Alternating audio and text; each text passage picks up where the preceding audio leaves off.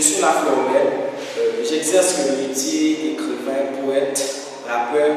Je crois que j'écris pas mal de textes.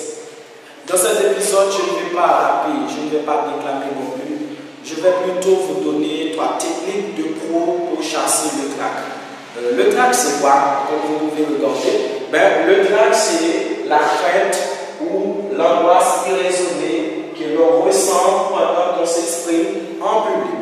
Je reprends. Le trac, c'est la crainte ou l'angoisse irraisonnée que l'on ressent pendant qu'on s'exprime en public.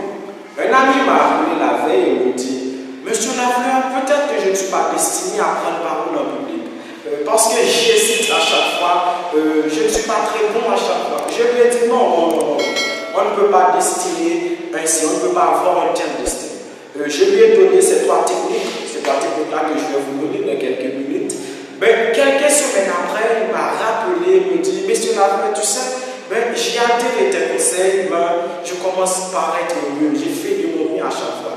Je vous assure, chers auditeurs, chères auditrices, si vous notez ces techniques, si vous les maîtrisez, c'est sûr que vous allez avoir une autre formule de communication en public si ça n'a pas été assez bonne.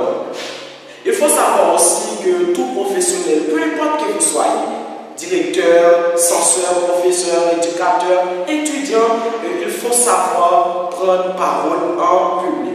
Et je crois même que c'est le primordial. Il faut savoir prendre parole en public. La première méthode qu'une personne doit utiliser avant de prendre parole en public, c'est la préparation de son discours, savoir de quoi on va parler. C'est ça la première méthode. Je reprends, c'est la préparation de son discours, savoir de quoi on va parler. Après la préparation, c'est sûr que vous allez voir que ce que vous allez faire, c'est très important, c'est très facile. Vous n'allez pas être passif. Vous avez dans votre petite tête tous les petits plans rédigés, mais c'est ça, vous n'allez pas avoir de grands problèmes, de grandes difficultés si vous avez préparé votre discours. C'est important. Et vous n'allez pas aussi perdre le fluidité. Vous n'allez pas hésiter. C'est ça, vous n'allez pas répéter sans cesse, cher auditeur, oui, c'est ça. Et vous pouvez remarquer que ce sont les personnes qui ne préparent pas leur discours, qui parfois hésitent à chaque fois, qui parfois accrochent, qui parfois prennent des pauses. C'est ça. Il y a aussi ce qu'on appelle l'entraînement. Quand je parle d'entraînement, c'est pas vraiment, je ne vous pas dire d'aller étudier par cœur le discours, d'aller l'étudier, de le savoir par cœur, c'est pas ça. Mais quand je parle d'entraînement, ici je parle de la façon, avant de prendre parole en public, vous vous tenez devant un miroir, vous vous filmez, vous gérez la posture, c'est ça l'importance. La posture, c'est très important quand on gère ça.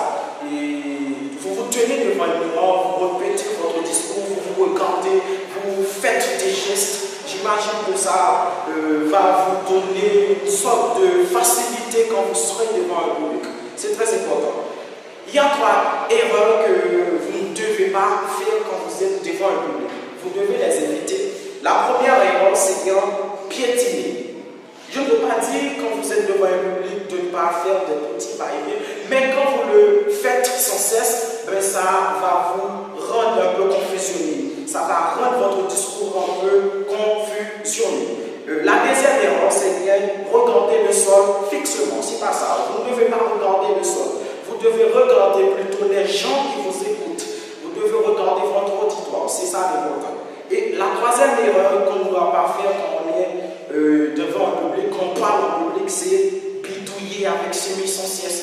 C'est ça, quand on fait des gestes sans cesse, mais ça va rendre aussi votre discours assez confusionné. La deuxième méthode qu'on doit adhérer avant de prendre parole en public, c'est connaître son audience.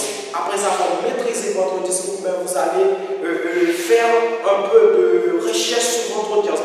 Je vais parler avec quelle personne, quelle sorte de personnes qui vont m'écouter. Mais c'est ça. Et j'imagine que si vous connaissez votre audience, vous savez ceux qui va les faire plaire, ce qui va les faire sourire, ce qui va les faire pleurer même, mais vous n'allez pas avoir de grandes difficultés quand vous parlez en public.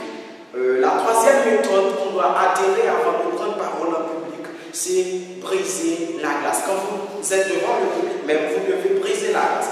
Quand je parle de glace, quelle sorte de glace là? Imaginez-vous quelqu'un qui se tient pour la première fois devant un public. À sa première arrivée, vous allez voir que quand cet auditeur et l'auditoire, ben, il y a un refroidissement.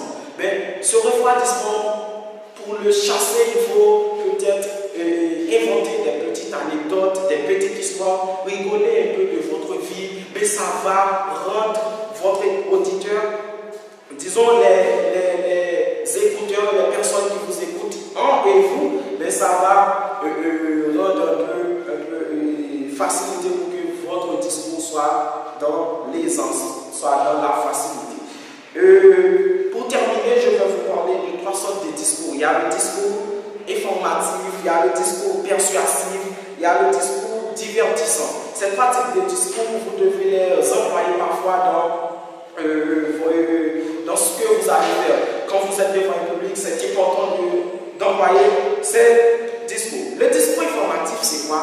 Le discours informatif, c'est quand vous utilisez des faits, vous utilisez des détails, par exemple, des exemples, même si vous essayez de convaincre votre audience, il est toujours question de faits réels et d'informations.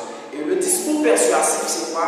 Le discours persuasif, c'est quand vous persuadez votre audience en employant des faits réels et d'informations, des histoires qui vont remonter leur conscience. Et pour terminer, il y a le discours divertissant. Le discours divertissant, c'est la création du lien entre vous et votre auditoire. Vous allez voir qu'après la maîtrise de ces trois types de conseils, c'est sûr et certain que votre façon de communication en public va s'améliorer. Puis, la dernière chose que j'aimerais vous dire, c'est d'avoir de la confiance en vous quand vous allez prendre parole en public. Soyez sûr de vous, soyez sûr de ce que vous allez faire. Et puis, après cette sûreté, ben, vous allez avoir de l'aisance, de la facilité pour que votre discours soit passé sans coupure. Merci. Je tiens à vous dire que si vous n'avez pas abonné à ma chaîne, de le faire maintenant pour que vous ne ratiez aucune vidéo. Mais à la prochaine.